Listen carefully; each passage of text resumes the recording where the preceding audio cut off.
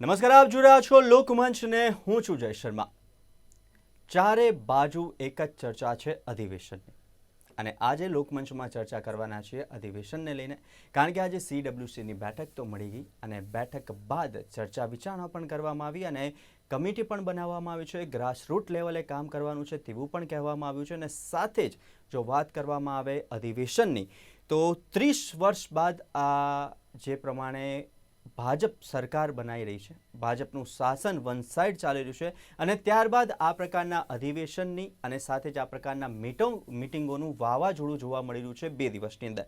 જો વાત કરવામાં આવે તો સંઘર્ષના નારા સાથે આ શરૂઆત કરવામાં આવી છે અધિવેશનની। કાર્યકર્તાઓમાં એક નવી ઉર્જા જે ઉત્પન્ન થાય અને ઉમેરાય તેના વિશે પણ આ અધિવેશનમાં ચર્ચા કરવામાં આવી છે। CWCની કમિટીની જે બેઠક મળી તેની અંદર પણ તેની ઉપર ખાસ જોર આપવામાં આવ્યું છે। યુવાઓ અને મહિલાઓને પણ ક્યાંક પોતાની સાથે લેવાની વ્યૂહરચના પણ જોવા મળી શકે છે।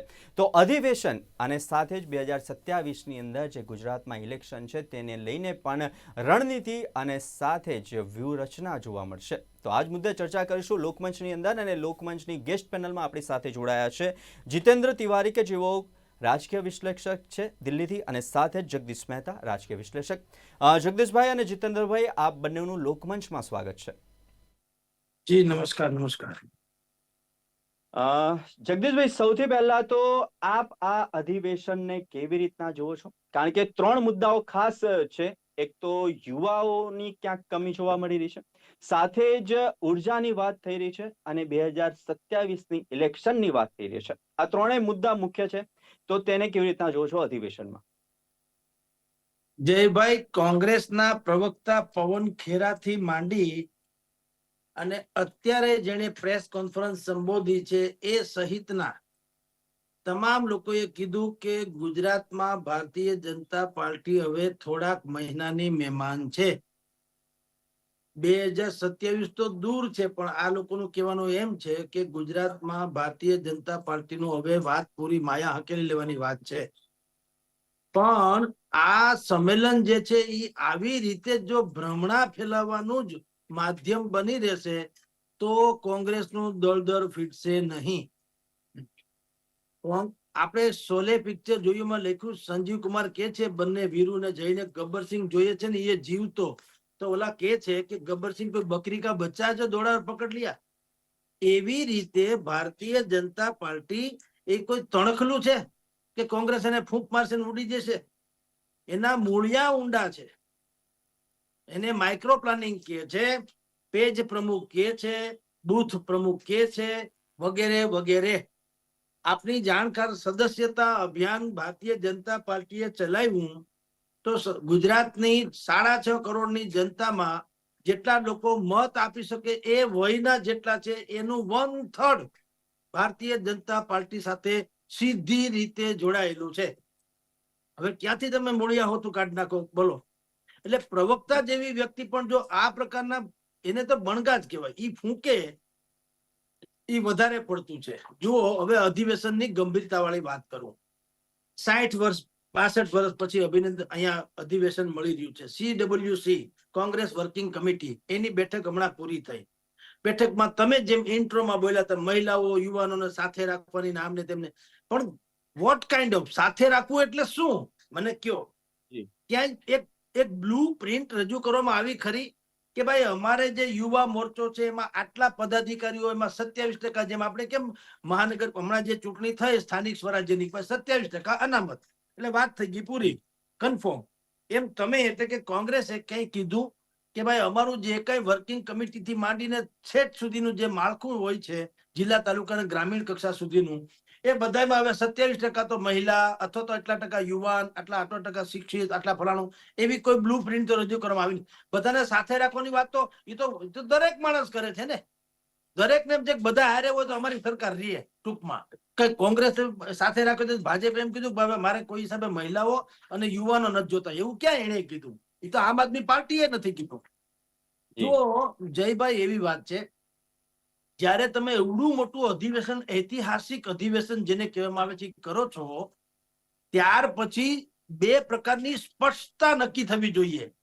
એક, કોંગ્રેસનું હવે પછીનું વિઝન શું છે? અને એનો એજન્ડા શું છે, પ્રોસેસ શું છે. દાખલા તરીકે અહીંયા ભારતીય જનતા પાર્ટીનું 35 વર્ષથી શાસન છે, તમારે એને કાઢી મૂકવું છે, તમને અધિકાર છે બોલવાનો, અને કાઢી મૂકવું જોઈએ જો ત્રેવડ હોય તો, કઈ ખોટું નથી. પણ એ કાઢી મૂકો એટલે પ્રેસ કોન્ફરન્સમાંથી કાઢી મૂકવાની વાત થોડી છે, કાગળ ઉપરથી કાઢી મૂકવાની થોડી જ વાત ચાલે છે. તમારે ત્યાં એટલે કે કોંગ્રેસમાં જે પેપર પોલિટિક્સ છે, ટેબલ પોલિટિક્સ છે, ઓફિસ પોલિટિક્સ છે અને પેલેસ પોલિટિક્સ છે, એ બધામાંથી બહાર નીકળી અને તમારે આવવું પડશે પબ્લિક પોલિટિક્સમાં.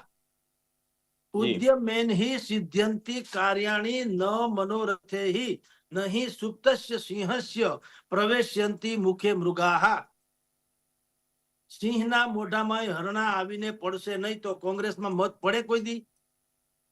સિંહે શિકાર કરવા જવું પડે, કોંગ્રેસે લોકો પાસે જવું પડશે. નંબર 1.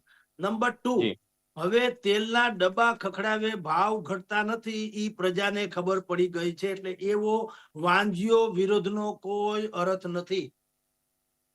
એ બધાને ખબર છે કે તમે તેલના ડબ્બા ખખડાવો છો એટલે તમારા ફોટા છાપવામાં આવે, તમે નેતા બનો છો, તેલનો ભાવ તો ઈનો ઈ રહે છે. આ તો દાખલો આપું છું.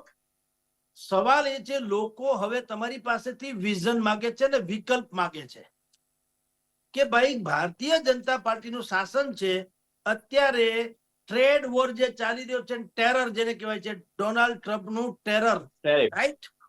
તો ઈ જે ટેરિફ ટેરર છે એને કારણે અત્યારે શું થયું, રશિયા ઇત્યાદિથી ક્રૂડના ભાવ ઘટી ગયા, એકચ્યુઅલી વધી નહીં, ઘટી ગયા.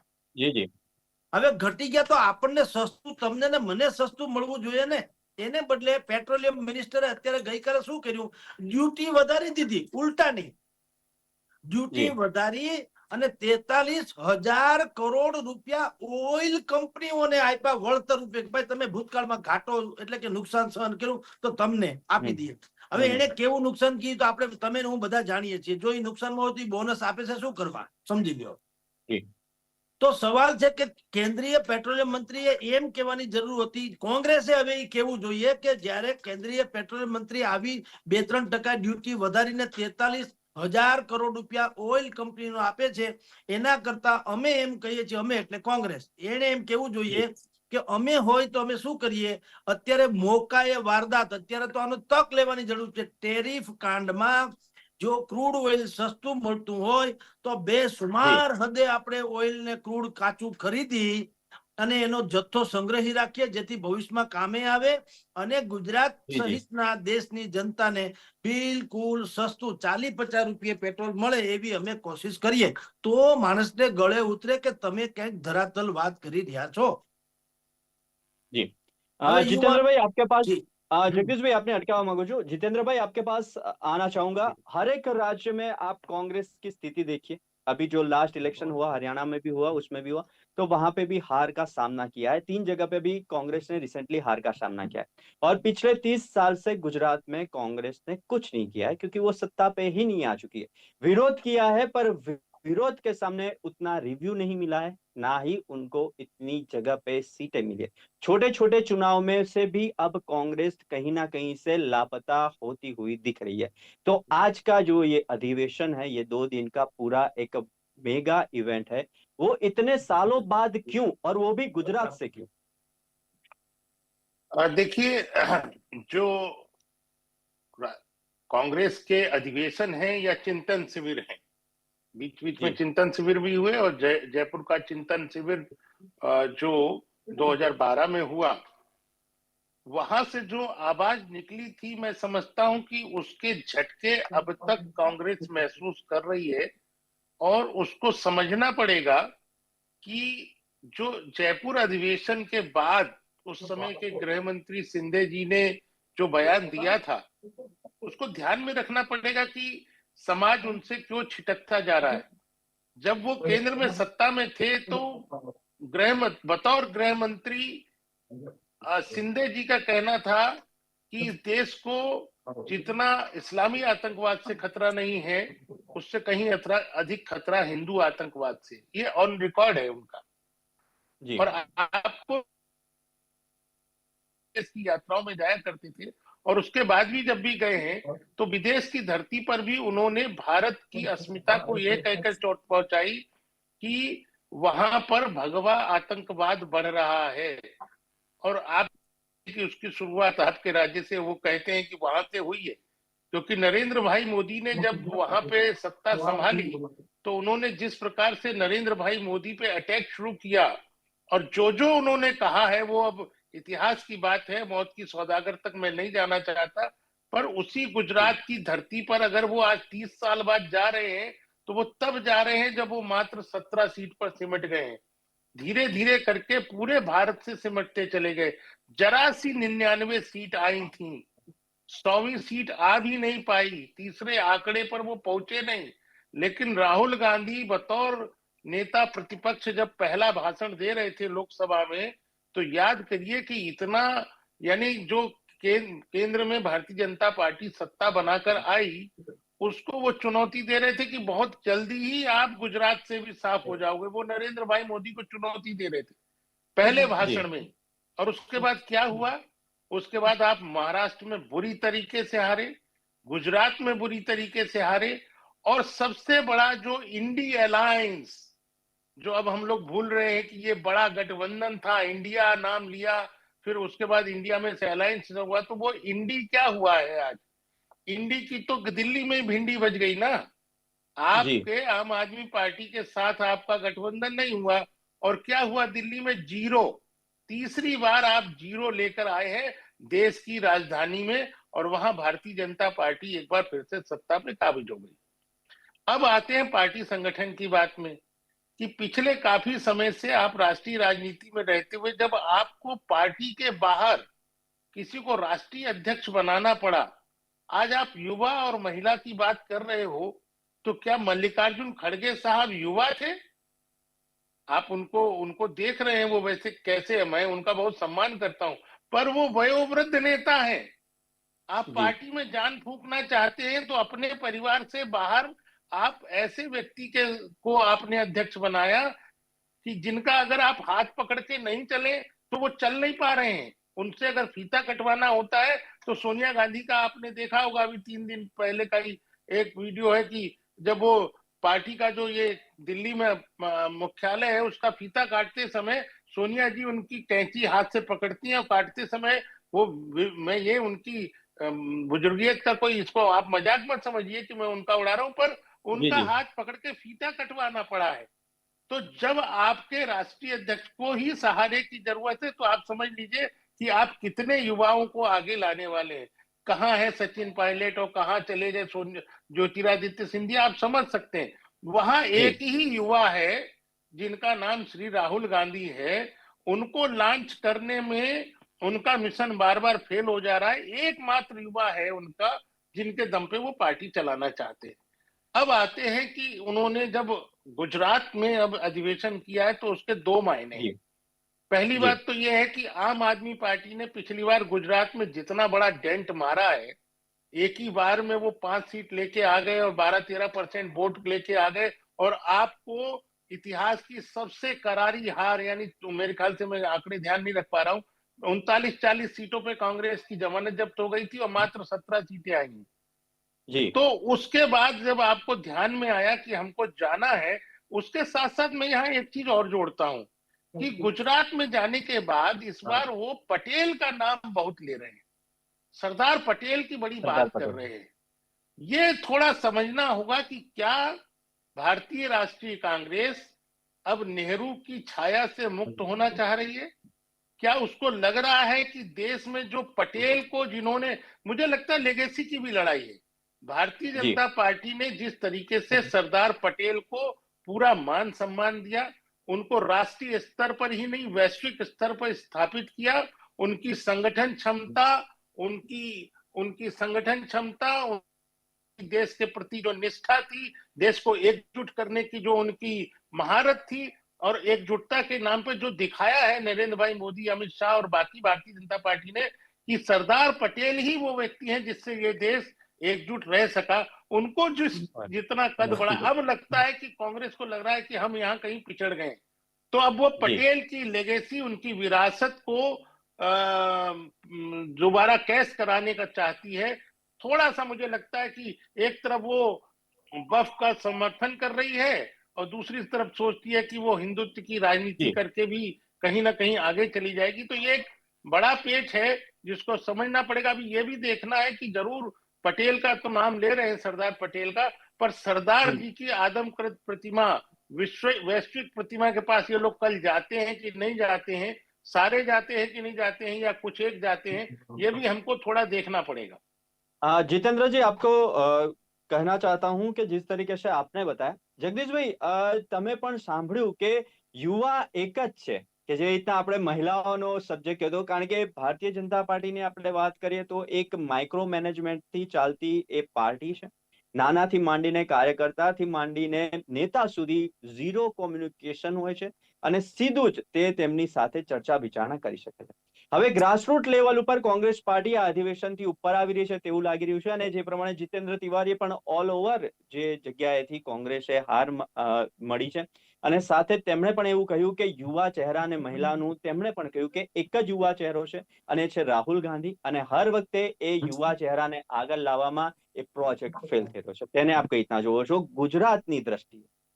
જુઓ જયભાઈ, મહાભારતમાં એક પાત્ર છે ધૃતરાષ્ટ્ર, જે પુત્રાંધ હતા, એને કારણે મહાભારત થયું ને આપણે બધું જાણીએ છીએ. અહીંયા એ રોલમાં માતા સોનિયા છે. એ પુત્રાંધના મોહમાં એટલું બધું છે કે આખે આખું કોંગ્રેસ જે છે ખતમ થવાને આ રહ્યું, તો પણ હજી એ જ લોન્ચ કરી જાય છે, જેમ ત્રિવેદી સાહેબે કીધું તેમ. સવાલ એ છે કે તમારે વાત કરવી છે યુવાઓની, મહિલાઓની વગેરે વગેરે, પણ કોઈને ચાન્સ આપવા નથી. જે બધી વાત કરીએ છીએ, અધિવેશન થાય કે ત્યાં ઠરાવ પસાર થશે કે ગમે તેટલી વાતો કરવામાં આવે, એ ચુનાવી જુમલા જેવું થવું ન જોઈએ. કારણ કે એવી જ વાત કરવી હતી તો તમારે સાબરમતીના તટ સુધી લંબાવવાની જરૂર નથી. એ તો ગાંધીનગરમાં કે દિલ્હીમાં બેસીને એર કન્ડિશન ઓફિસમાં બેસીને થઈ શકે. હવે જ્યારે જરૂર છે કે એક તો જનરેશન ચેન્જ થઈ ગઈ છે આખે આખી. કોંગ્રેસ જેને માને છે, તમે જો ગાંધી, જવાહરલાલ નહેરુ ને સરદાર પટેલનું દ્રશ્ય એને ડોમમાં મેઇન ચિત્ર મૂક્યું છે, ડોમની વચ્ચે, કેન્દ્રમાં, મંચની વચ્ચોવચ્ચ, રાઈટ. પણ તમારે એ દ્રશ્ય જોવું જોઈએ કે ત્રણેય મહાન હસ્તીઓ જે છે એ ભારતીય બેઠક પર બેસીને ચર્ચા કરે છે, યાને ગાદલા ઉપર નીચે, રાઈટ. એને મંચ નથી બનાવ્યો, ડોમ નથી બનાવ્યો. જ્યારે કે અત્યારની આ જે કહેવાતી ગાંધીવાદી સરકાર છે, અરે કોંગ્રેસ છે, એને શું કર્યું? એક તો પેલા 40 જેટલા વીવીઆઈપી લોકો જે છે એ તો ચાર્ટર્ડ પ્લેનમાં આવ્યા છે. 2000 લોકો એવા છે જેને હયાત નામની ઇન્ટરનેશનલ કક્ષાની 5 સ્ટાર કક્ષાની હોટલ થી માંડી અને એવા 2000 રૂમ બુક કરાવ્યા. એમાં બધા લોકો ઠહેર્યા છે, ઉતર્યા છે. તમે વિચાર કરો, તમારે દલિતો, શોષિતો, પીડિતો, વંચિતો, આદિવાસી, નબળા, આવા લોકોની વાત કરવી છે અને ઉતરવું છે હયાત હોસ્પિટલ, અરે હોટેલમાં. તમે કલ્પના કરો તો ક્યાંથી મેળ પડે? હું કાજુ બદામ ખાતો ખાતો ગરીબોની વાત કરું તો કોઈને ગળે ઉતરે ખરું? કોંગ્રેસ જે ગાંધીવાદીની વાત કરે છે એની અસર પેલા તો કોંગ્રેસમાં જ વર્તાતી નથી. એક જમાનામાં કોંગ્રેસનું અધિવેશન મળતું, ખાદીના કપડાના મંડપ બનતા, ચકલી, ચરખો એ ત્યાં મૂકવામાં આવતા, ભારતીય બેઠક હતી, સૂતરની આંટીથી જ સન્માન થતું, હાર તોરા પણ નહીં. હવે અત્યારે શું થયું? એરપોર્ટ થી માંડીને અહીંયા ઘટના સ્થળે, એટલે કે અધિવેશન સ્થળ સુધીમાં અનેક નાના મોટા પેવેલિયમ બનાવવામાં આવ્યા છે, અને ત્યાં ચારે બાજુથી ગુજરાત ભરમાંથી કે બીજા કોઈ રાજ્યોમાંથી પણ બધા નૃત્ય કલાકારોને બોલાવવામાં આવ્યા છે, ઠમક ઠમક કરીને બધાને સન્માન કરીને અહીંયા લઈ આવે. હવે વિચાર કરો, તમારે ચિંતા શિબિર જે છે એ શું છે? ક્યાંય આનંદનો પ્રસંગ હોય તો મજા કરે, જેમ કે માધવપુરનો મેળો, એવી રીતે તમે મળ્યા હો તો તમને અધિકાર છે. પિક્ચરે જુઓ, ડિસ્કો થતો આવડતો હોય તો ડિસ્કો કરે, કઈ વાંધો નથી. પણ તમે ચિંતન શિબિરની જેમ મહા અધિવેશન મેળવ્યું છે.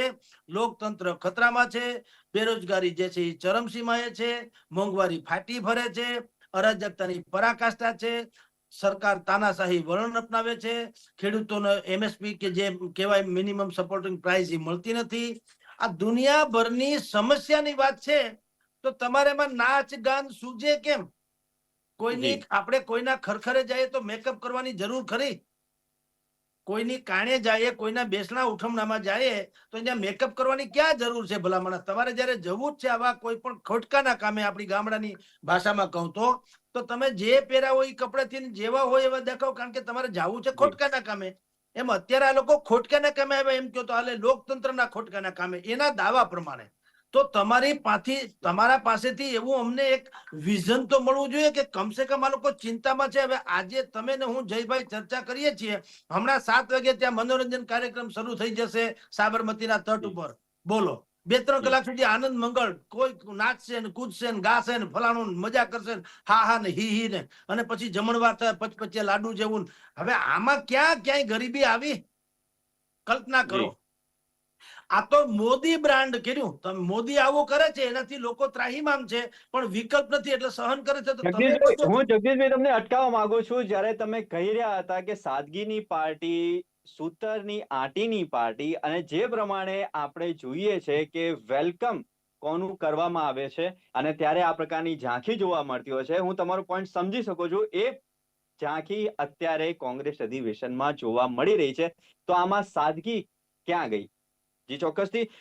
जितेंद्र जी आपके पास आना चाहूंगा कि जिस तरीके से हमारी बात हो रही थी 30 साल से, तो गुजरात में कांग्रेस ने अपना कहीं ना कहीं कई जगह से तो वो लापता ही हो गई है। आपने भी एनालिसिस किया है जिस तरीके से हर एक जगह पे हमने बात की, हरियाणा, दिल्ली और महाराष्ट्र की।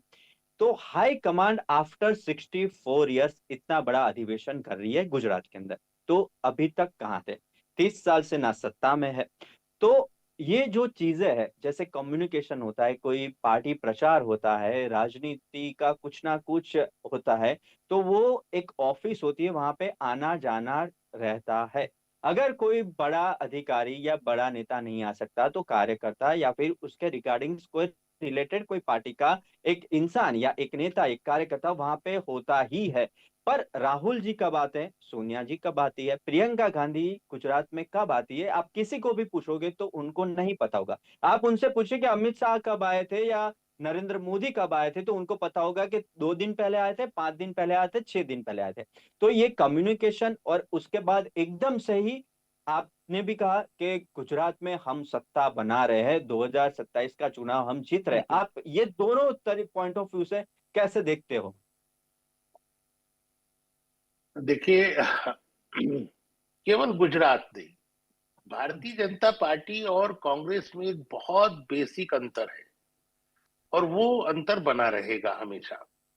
Bharatiya Janata party cadre based party है, कार्यकर्ता आधारित पार्टी है, और वो कार्यकर्ताओं से लगातार कनेक्ट कैसे रहें, उनको कुछ ना कुछ काम कैसे देते रहें, ढेरों आयोजन, ढेरों काम। मतलब मैं कुछ लोगों को, भारतीय जनता पार्टी के कार्यकर्ताओं को, मंडल अध्यक्ष या बूथ अध्यक्ष या उनको जानता हूं, वो बल्कि परेशान रहते कि यार पार्टी इतने कार्यक्रम देती है कि हमारे पास समय नहीं मिलता है, कोई संडे खाली नहीं जाता है। भारतीय जनता पार्टी ने धीरे धीरे करके ऐसा मैकेनिज्म डेवलप कर लिया है कि उसके जो पदाधिकारी हैं वो पब्लिक तक कैसे कनेक्ट हों, जनता तक वो कैसे चीजों को लेकर जाएं, केंद्र सरकार की योजना हो या राज्य सरकार की योजना हो या कुछ भी हो।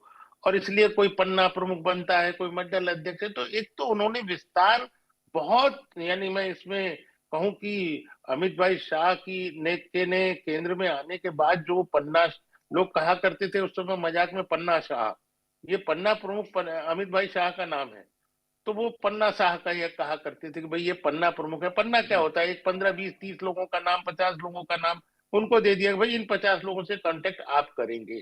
तो एक तो भारतीय जनता पार्टी ने बहुत ग्रास रूट पर काम किया है और लोगों तक पहुंचने की कोशिश की है। उसके साथ साथ दूसरा जो बड़ा काम किया है, अब आप देखिए कि उन लोगों को, जो लोग नीचे से काम करते हुआ, ये नहीं है कि जो शिवराज सिंह चौहान ही हमेशा चीफ मिनिस्टर बने रहेंगे या धर्मेंद्र प्रधान ही जी वहां जाएंगे।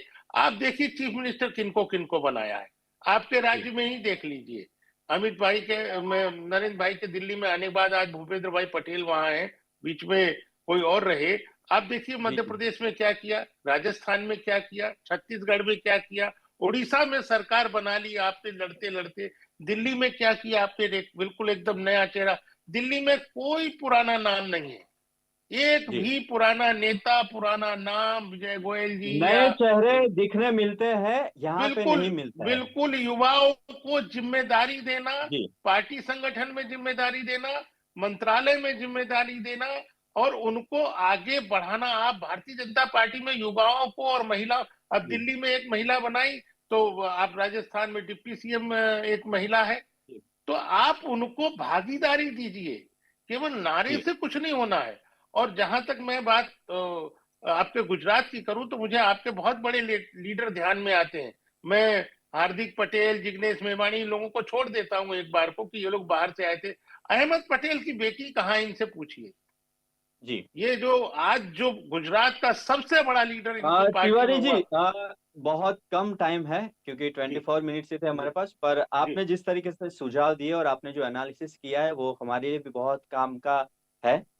જગદીશભાઈ, આપ પણ અમારી સાથે લોકમંચમાં જોડાયા અને તમે જે વાત કરી, યુવા ચહેરાઓની વાત કરી, મહિલાઓની વાત કરી, એ માત્ર ખાલી વાતોમાં જ જોવા મળે છે, કોઈ મેન્ડેટ કે પછી ઓન ગ્રાસરૂટ લેવલ ઉપર જોવા નથી મળતું। જગદીશભાઈ અને तिवारी जी, आप हमारी साथ जुड़े लोकमंच कार्यक्रम के लिए, आप दोनों का खूब खूब धन्यवाद। नमस्कार नमस्कार। તો આથી લોકમંચમાં ચર્ચા, કોંગ્રેસનું અધિવેશન, કાર્યકર્તાઓનું મોટિવેશન, શું મોટિવેશન મળશે ખરું? જે પ્રમાણે જગદીશભાઈએ પણ કહ્યું કે ક્યાંક નેતૃત્વની અંદર હજુ પણ માત્ર એક જ યુવા ચહેરો છે અને એ છે રાહુલ ગાંધી। તો સામે જે પ્રમાણે વાત કરવામાં આવી હતી અધિવેશનની અને CWC બેઠકની અંદર, તો ખાલી એ વાત થઈ છે, એનું અમલીકરણ થશે કે નહીં તે તો આવનારો સમય જ બતાવશે। આવી જ રીતના લોકમંચમાં મળતા રહીશું, ત્યાં સુધી મને આપશો રજા। નમસ્કાર।